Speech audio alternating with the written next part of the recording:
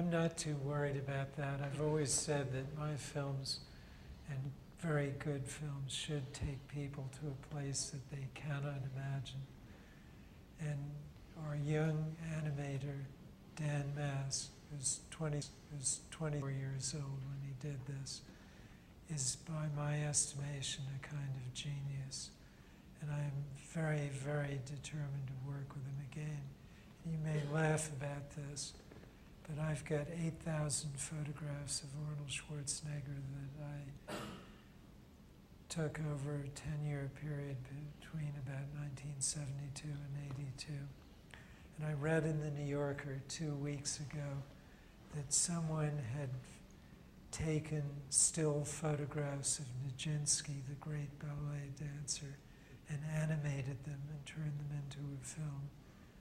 And right now I'm thinking as quickly as I can about how to take those 8,000 photos I have with all rights that I acquired and turn it into a 2-hour film on Arnold Schwarzenegger.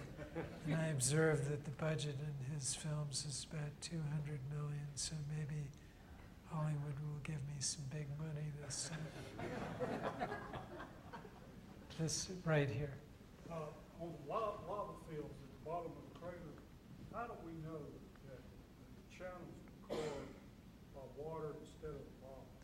How do we know that the channels on Mars were carved by water instead of lava? There are a number of lines of evidence that point, I think, pretty conclusively in that direction. Yes, lava can carve channels. Yes, water can carve channels. But there tend to be distinctive morphologic differences between the two. For example, when lava carves a channel, as it's sloshing around, some of the lava will go up on the banks of the channel, and what happens is that it solidifies there, so it actually builds little levees along the edge of the channel. We don't see that.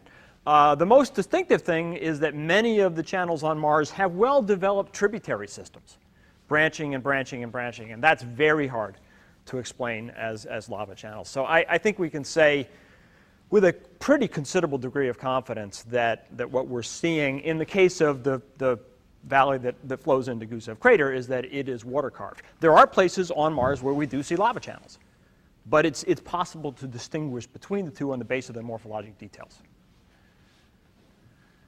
Sir. We know that there's water on Mars for certainty because of Phoenix.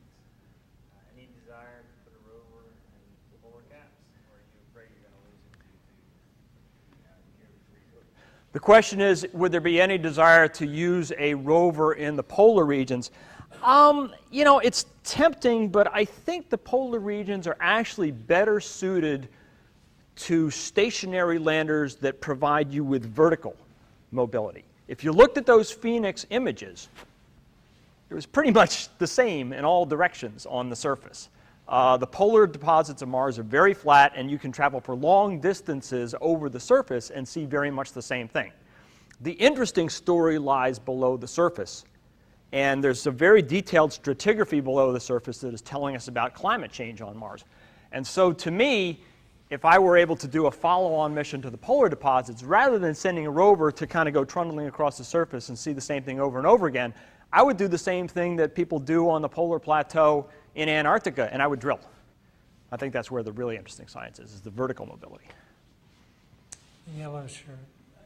Concerning drilling, do you have any idea of the possibility of drilling down with a robot, maybe 100 feet, 200 feet, 300 feet? Yeah, that's a very good question. Drilling, deep drilling with robotic systems on Mars. I'm actually going to have the chance, as will Robert Zubrin, next week to talk to the Augustine Commission. I'm in the process of writing my testimony for that right now, and one of the things that I'm going to be talking about is some of the science that humans could do on Mars.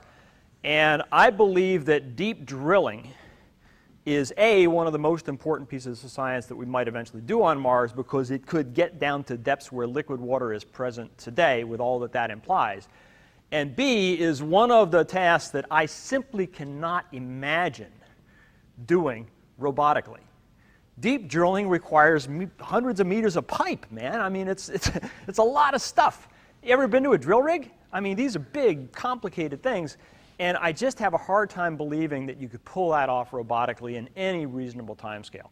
So I don't think that's a task that's well suited to robots. I think that's one that's well suited to humans. The white shirt.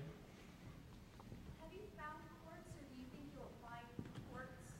Have we found quartz? No, we have not found quartz at all on Mars. We have found silica, SiO2, but it's amorphous silica. In particular, it's hydrated amorphous silica. It's opal, sort of like the gemstone, only all ground up. But nowhere have we found quartz, and that's a mineral that we would be able to identify pretty easily. So we haven't found it. Excuse me? Do you think you'll find it? I mean, is it? You know, I think at this point I'd have to say it's unlikely. Mars is basically a basalt planet. Basalt doesn't have as high a silica content as some other rocks, and so it doesn't tend to have a lot of quartz in it. Right here. How much of the solar arrays degraded since day one? How much of the solar arrays degraded since day one? What do you mean by degraded? Power-wise, have you noticed that you've lost power since day one because the solar arrays have degraded abrasion or whatever? The only loss of performance that we have seen from the solar arrays is from the buildup of dust on the arrays, and that is a purely reversible process if the wind cleans them off. So the arrays have not degraded at all, except insofar as they have gotten dirty and then, you know, sometimes gotten clean again. Blue shirt. Lady. The landscape that I saw on this film had a blue cast that had a color. Yeah.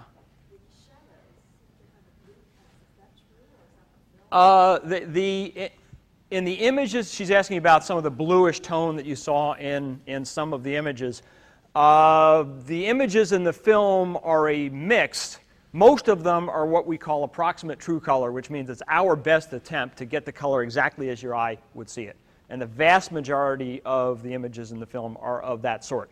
There are a few, especially in the closing credits, that are what we call false color images, and there the contrast has been enhanced, and so things that are slightly bluish look much bluer. But there's really nothing truly blue on Mars. Right there. Yes, sir. I was just wondering, like, I noticed in a lot of, Can you speak up a bit, please? in a lot of, like, documentaries and movies about, like, sending missions to Mars and, like, what the craft that we sent there, they only say 2/3 have failed, but, like, the majority of that's, like, Soviet or Russian. Like, there always be, like, a disclaimer, like, that NASA's mostly successful. Yeah, what has been the failure and success rate for NASA missions to Mars? The thing that drove it home to me was simply that the two immediately before ours failed.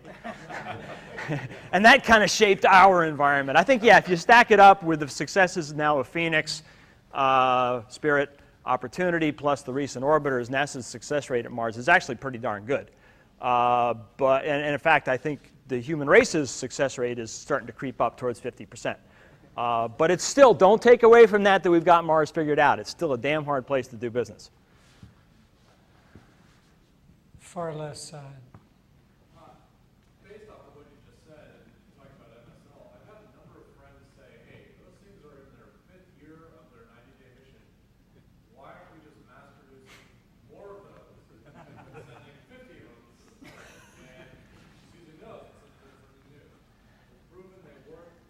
Why not? Why aren't we mass producing Spirit and Opportunity? It's a complicated question. Part of it is that NASA just historically has not been an agency that flies multiple copies of something that works well. They tend to want to go on to the next thing. And that's sort of driven by the personality of the agency, by the personalities of the people who are within it. Mars is a complicated enough place. It's a diverse enough place that you could throw down 8 or 10 or 12 or 50 of these things, and each one would be finding new things. I think the idea has some merit, but that is not what the agency has chosen to do. And to do so would go very much against the historical trends within the agency. Sir. How will that lava get at the Gusev to start with? I've never seen it up this volcanic massive. The question is, how did all the lava get into Gusev crater in the first place? It's actually very common on many planetary bodies. Mars is one of them, but the moon is a great example. Okay, on the surface of